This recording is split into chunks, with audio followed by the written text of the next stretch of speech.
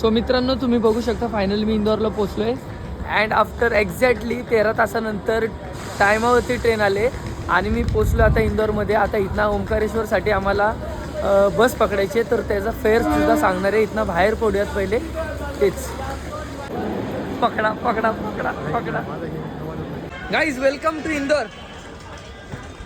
So guys, हा आहे समोर इंदोर स्टेशन. एक्झॅक्टली इंदोर स्टेशनच्या समोर तुम्ही बघू शकता. इथं रिजनेबल प्राईसमध्ये तुम्ही नाश्ता करू शकता अँड फुल्ली हायजेनिक आहे. तुम्ही बघू शकता.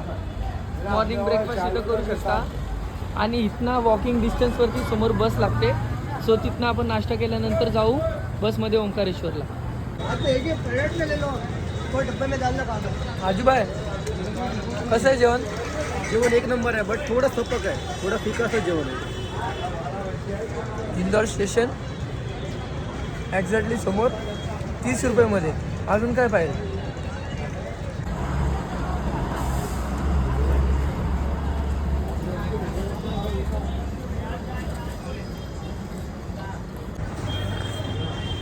मित्रांनो, जर तुम्ही इंदोरला येता तर इथं चाय नक्की ट्राय करा. एक नंबर चाय.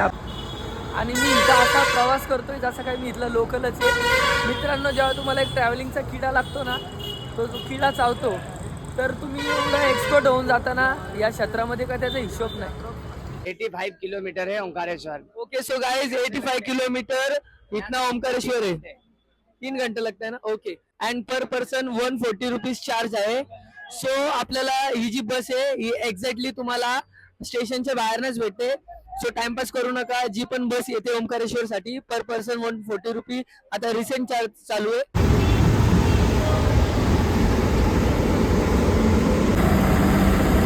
मित्रांनो, आता 10 किलोमीटरच राहिलेत ओंकारेश्वरसाठी. सो इथं बडवा गाव आहे. इथं हा स्पॉट आहे जिथं नेहमी बस थांबते. 10 मिनिटाचा ब्रेक आहे. ज्याला कोणाला नाश्ता करायचा आहे तर ते इथं थांबतात. सो तुम्ही बघू शकता. सो ही फॅसिलिटी मला आवडली. 10 किलोमीटर अलीकडे हे लोक गाडी थांबवतात बसवाले.